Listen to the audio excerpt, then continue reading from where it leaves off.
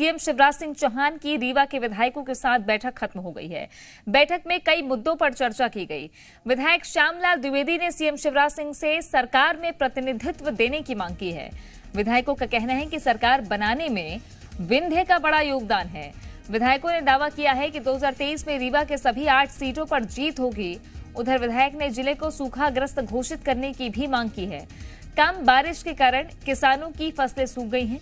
CM Shivraj ने राहत राशि देने की बात कही है। जनता पार्टी पूर्वक जिस तरीके से थी सशक्त आज भी है और रीवा जिले में हम 8 सीट जीते थे। आगामी 2023 में 8 सीट भारतीय जनता पार्टी जीतेगी। आज हम रीवा जिला के हमारे सभी विधायक और हमारे संभाग के प्रभारी, जिला के प्रभारी, हमारे सभी प्रमुख कार्यकर्ता माननीय मुख्यमंत्री जी से मिलने के लिए आए थे कि हमारे रीवा जिले में बारिश बहुत ही कम हुई है, उसे सूखाग्रस्त घोषित किया जाए और रीवा किसानों को मुआवजा दिया जाए।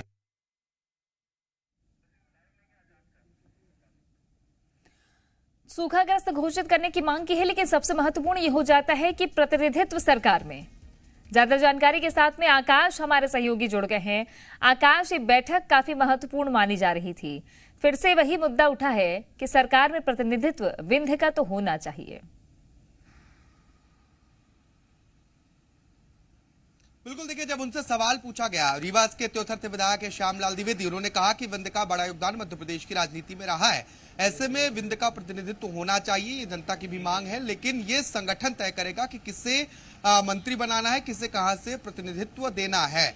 दरअसल देखिए, रीवा से देव तालाब से विधायक हैं गिरीश गौतम, उन्हें विधानसभा पद में अध्यक्ष बनाया गया। एक कोशिश की गई थी पहले भी मध्य प्रदेश में कि रीवा क्षेत्र से या विंध्य क्षेत्र से एक प्रतिनिधित्व दिया जाए, तो इन मुद्दों पर भी बातचीत हुई है। इसके साथ ही सबसे अहम मुद्दा है कि प्रदेश के कई क्षेत्रों में बाढ़ जैसे हालात रहे, जबकि रीवा शहडोल संभाग में कम बारिश हुई है, खासतौर पर रीवा में। और यही कारण है कि रीवा के विधायकों ने एक साथ सीएम से मांग की है कि रीवा क्षेत्र को सूखाग्रस्त इलाका घोषित किया जाए, क्योंकि यहां पर कम बारिश की वजह से किसानों की फसलें जो हैं वो सूख गई हैं। ऐसे में उन्हें राहत राशि भी दी जाए। सभी विधायकों ने ये मांग की है कि रीवा क्षेत्र को सूखाग्रस्त घोषित किया जाए और किसानों को मुआवजा राशि, राहत राशि दी जाए।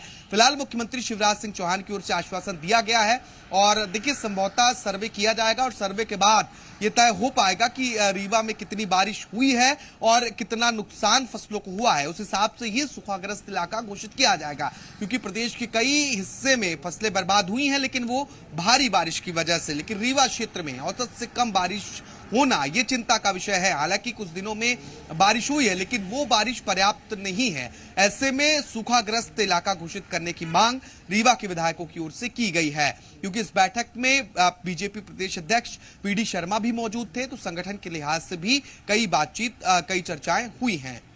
देखिए, संगठन के लिहाज से अगर बात करें आकाश, तो बीडी शर्मा भी वहां मौजूद थे और हाल ही में जब रीवा नगरीय निकाय में शिकस्त को लेकर बीजेपी में मंथन का दौर भी।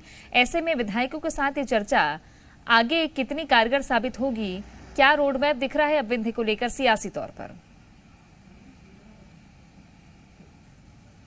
देखिए, सियासी मायनों में विंध्य का जो क्षेत्र है वो बहुत महत्वपूर्ण रहा है। 2018 में बीजेपी के पास यहां से करीब 15 सीटें रही हैं, कांग्रेस के पास 12 सीटें। ये सीट पर जो विंध्य का इलाका है, यहाँ पर बसपा का भी दबदबा रहा है। ऐसे में राजनीतिक लिहाज से ये क्षेत्र महत्वपूर्ण माना जाता है।